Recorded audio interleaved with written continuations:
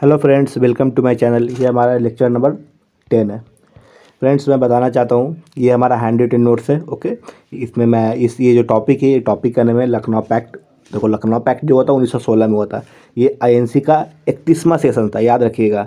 आपको पूछ लेगा कि लखनऊ पैक्ट 1916 का जो 16 में जो हुआ था, आईएनसी का कितना मतलब केमे नंबर का सेशन था, तो आपको 31st नंबर का सेशन था, याद रख लीजिएगा आप ये चीज़ें।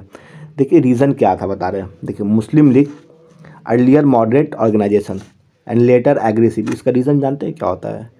पहले जो मुस्लिम लीग जो था, तो कहीं ना कहीं ब्रिटिश इनका बहुत अच्छा टाइप था, तो इसी कारण से बंगाल का विभाजन हुआ, ईस्ट और वेस्ट को बांट दिया गया।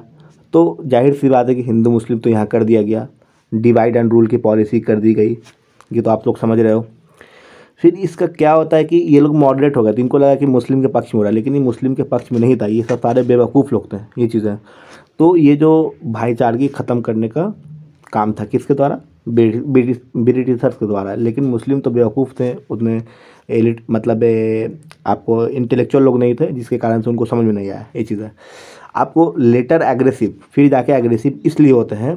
फिर उसके बाद क्या होता है, देखिए, विभाजन के बाद आपको सेपरेट इलेक्टोरेट देते हैं 1909 में। फिर जाके 11 में क्या कर देते हैं, आपको 1911 में जो करते हैं, आपको कैंसिल कर देते हैं पार्टीशन को। जब पार्टीशन को कैंसिल करते हैं तो एग्रेसिव हो जाता है मुस्लिम लोग, किस पे? ब्रिटिशर्स पे, ये चीज़ें।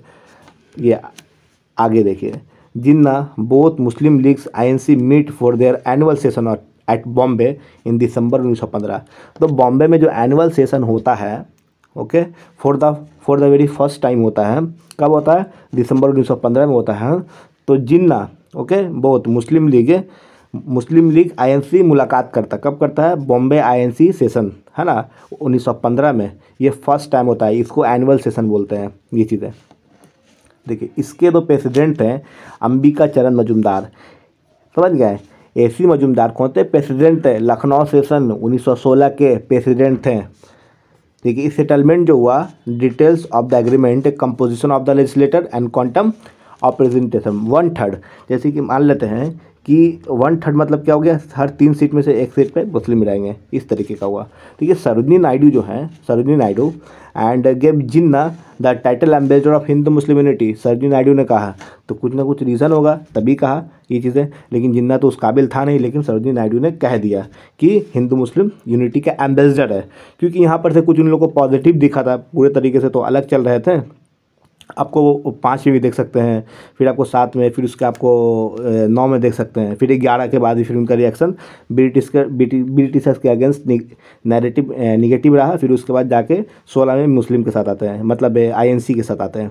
तो खैर, the chief architect of the Lucknow pact, तो इनको लखनऊ पैक्ट का चीफ आर्किटेक्ट बुलाया था जिन्ना को, और जिन्ना को हिंदू मुस्लिम यूनिटी का एम्बेसडर बुलाया था। वो किसने कहा था? आपको सरोजिनी नायडू ने कहा था। Main causes of this pact, देखिए, there shall be a self government India. India में सेल्फ गवर्नमेंट होना चाहिए। आपको जितनी भी सारी चीज़ देखें, इससे पहले होम रूल लिख देखो, उस पर भी सेल्फ गवर्नमेंट होना चाहिए आपको। और आगे भी देखेंगे आपको, है ना। तो कहीं ना कहीं जितने भी हैं कि मेरा सेल्फ गवर्नमेंट होना चाहिए। 1906 में दादा भाई नौरोजी में यूज़ किया था आपको स्वराज के बारे में, तो वहाँ भी सेल्फ गवर्नमेंट की बात है। जितने भी लोग हैं, जो भी इंटेलेक्चुअल लीडर है, सेल्फ गवर्नमेंट की बात करते हैं, ताकि इंडिया फ्रीडम ले ले, किससे? ब्रिटिशर्स से, ताकि अपने अकॉर्डिंग देश को चलाया जा सके। क्योंकि क्या होता है, यहाँ ड्रेन बेल्ट थ्योरी हो रहता है। ड्रेन बेल्ट थ्योरी दादा भाई नौरोजी के द्वारा दिया गया, क्योंकि यहाँ से माल ले जाकर, यहाँ से रॉ मटेरियल ले जाके आपको फिर आपको सप्लाई दे देते हैं, प्योर मतलब मेकिंग गुड्स से, जो आपको फाइनल गुड्स दे रहे थे। यहाँ हैंड मेकिंग इंडस्ट्री जो है, हैंड क्राफ्ट जो भी था, पूरे तरीके से कोलैप्स हो गया। मान लेते हैं कि एक स्वेटर हो गया जो मिलता था 4 रुपये में उस टाइम में, तो ब्रिटिशर्स बोला कि हम 1 रुपीज़ में देंगे। क्योंकि एक स्वेटर आपको बुनने में कितना लगता है? आपको 1 वीक लगता है एक महिला को बुनने में, तो आपको मशीन 10 मिनट्स में कर देगा, 2 मिनट्स में कर देगा। तो जाहिर सी बात, उनका लेबर कॉस्ट उतना हाई नहीं लगा, तो उन्होंने 1 रुपीज़ में बेचा। कहीं ना कहीं जो रोज़गार दिया जा रहा था, वो रोज़गार से वंचित हो गए। कौन? आपको इंडियन के लोग। किसके भैया? किसके मतलब सोच के अकॉर्डिंग? ये ब्रिटिशर्स ने जो मतलब ड्रेन बेल्ट के अकॉर्डिंग किया। मतलब यहाँ से तो पूरा धन लूट के ले ही गए, अगर देखा जाए तो मेन चीज़ें तो लेके चले गए, ये चीज़ें। तो लेकिन उस समय भी सोने की चिड़िया कहा जाता था। तो इससे पहले हम लोग एंशियंट में जाएंगे तब देखेंगे कि इंडिया में आखिर इतना अट्रैक्टिव क्यों था। इसका सबसे बड़ा कारण है ज्योग्राफिकल रीज़न, ये चीज़ है, और फिर मसाला भी बहुत बड़ा रीज़न है। फिर आगे हम लोग जब देखेंगे तो टॉपिक के अकॉर्डिंग बात करेंगे। Next, Muslim should be given 1/3 representation in the central government. मैंने क्या बोला, 1/3, 3 में से 1 देना है मुस्लिम को रिप्रेजेंटेशन। अगर 3 है तो 1 देना है मुस्लिम को, ये चीज़ है। तो 1/3 रिप्रेजेंटेशन देना है किसमें, सेंट्रल गवर्नमेंट में, ये चीज़ है। There should be separate electorate for all the communities until a community demanded for joint electorate.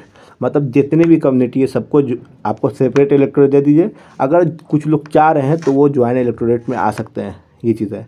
तो सेपरेट इलेक्टोरेट का मतलब क्या हुआ कि मुस्लिम मुस्लिम को वोट करेगा, हिंदू हिंदू को वोट करेगा, सिख सिख को वोट करेगा। लेकिन बहुत लोग थे, मतलब रीज़न जैसे कि ईसाई चाह रहे थे कि नहीं, हम सेपरेट इलेक्टोरेट नहीं लेंगे, आपको ज्वाइंट इलेक्टोरेट के साथ रहेंगे। तो सेपरेट इलेक्टोरेट मतलब मुस्लिम ही के द्वारा ये नैरेटिव स्टार्ट किया गया है, ये चीज़ है। मुस्लिम लीग के द्वारा ये नैरेटिव स्टार्ट किया गया सेपरेट इलेक्टोरेट का, ये चीज़ है।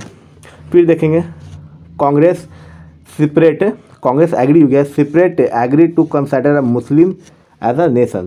देखो सेपरेट इलेक्टोरेट एग्री, समझ गया, सिर्फ यहीं से टू नेशन थ्योरी निकलता है, टू नेशन थ्योरी यहीं से आपको निकलता है, ओके, ये चीज़ है। फिर आगे जाके कहीं ना कहीं देखा जाता है, फिर जाके हिंदुस्तान पाकिस्तान बंटवारा हो जाता है। फिर जाके अभी हम लोग एक होता है वेस्ट पाकिस्तान, एक होता है ईस्ट पाकिस्तान।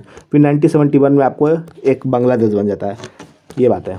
देखिए अंबिका चरण मजूमदार जो थे was the president of INC 1916, Lucknow session of the Indian national Congress. INC के आपको प्रेसिडेंट थे AC मजूमदार, अंबिका चरण मजूमदार।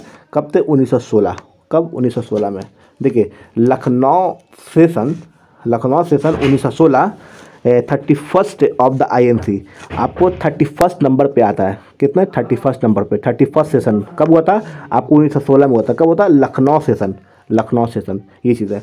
अगर बोल देगा आपको कि लखनऊ सेशन 1916 में आया था, वो कितने नंबर का, ये 31st नंबर का। कब हुआ था, 1916 में हुआ था। इसके प्रेसिडेंट कौन थे, अंबिका चरण मजूमदार इसके प्रेसिडेंट है, ओके। अब हम लोग इसका रिवीजन कर लेते हैं, देख लीजिए। तो लखनऊ पैक्ट आपको कब हुआ था, 1916 में हुआ था। आपको 31st नंबर का सेशन था। तो मुस्लिम लीग पहले तो मॉडरेट फिर एग्रेसिव, इसका तो रीज़न बता दिया है इस बिहाइंड में। फिर जिन्ना और मुस्लिम लीग एंड INC मुलाकात किए थे एनुअल सेशन बम्बई में किए थे दिसंबर 1915 में। ये फर्स्ट टाइम था, ये चीज़ है। इसके प्रेसिडेंट तो बता दिए आपको, अंबिका चरण मजूमदार। ये रिपीट भी कर दिए, ये इंपॉर्टेंट है, ये आता भी है। तो ये legislator quantum of representation to be allow 1/3 का जो बात था, ये सरोजिनी नायडू ने कहा था। जिन्ना को हिंदू मुस्लिम के एम्बेसडर कहा था, और chief architect of Lucknow pact भी कहा था। किसने कहा था, सरोजिनी नायडू ने कहा था। ये वेरी वेरी इंपॉर्टेंट टॉपिक है, ये बात है। आपको main causes of this pact साइल to be self government India. Self government का बात कर रहा है इसमें, सेल्फ गवर्नमेंट की बात कर रहा है। Muslim should be given 1/3 representation, आगे ही बता दिए। कब, कहाँ, सेंट्रल गवर्नमेंट में। There should be separate electorate for all communities until a community demanded for joint electorate. जो डिमांड नहीं कर रहा है ज्वाइंट इलेक्टोरेट का, जितनी भी कम्युनिटी है जो सेपरेट इलेक्टोरेट का डिमांड कर रहा है उसको दे दिया जाए, जो नहीं कर रहा है वो ज्वाइंट इलेक्टोरेट के साथ रहेंगे, ये चीज़ है। देखो कांग्रेस एग्री हो गया सेपरेट इलेक्टोरेट के लिए and consider the Muslim as a separate nation. Separate electorate के लिए हुआ, जाहिर सी बात है। फिर कहीं ना कहीं यहीं से जो भावना आता है आपको टू नेशन थ्योरी का होता है, ये चीज़ है। Agree separate electorate consider Muslim as a separate nation.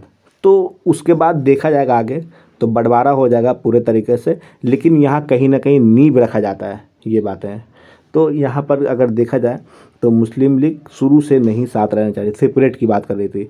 यहाँ INC का तो बहुत बड़ा योगदान है। INC बात कर रही थी आपको ब्रदरहुड का, लेकिन मुस्लिम ओनली सेपरेट, ये बातें हैं। तो इसमें कहीं ना कहीं देखते हैं जिन्ना जी का बहुत बड़ा रोल था।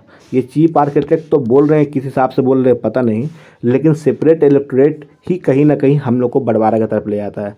अगर सेपरेट इलेक्टोरेट के लिए INC नहीं मानती तो कहीं ना कहीं आपको आज इंडिया पाकिस्तान बंटवारा नहीं होता, ये एक साथ रहते हैं। लेकिन INC इसलिए मानी ताकि कुछ बड़ा नहीं हो। और उसके बाद क्या है कि जिन्ना बहुत ज़्यादा परेशान कर दिए थे तो कुछ कम्युनल नहीं हो जाए। और उसके बाद क्या है कि ब्रिटिश आज़ादी भी लेना है, इसी कारण से लोग देखे सेपरेट इलेक्टोरेट हो जाए कोई दिक्कत नहीं है, आपको 1/3 रिप्रेजेंटेशन देते कोई दिक्कत नहीं है, लेकिन कहीं ना कहीं हिंदू मुस्लिम का साथ रहें। आपको भगाना किसको, ब्रिटिशर्स को।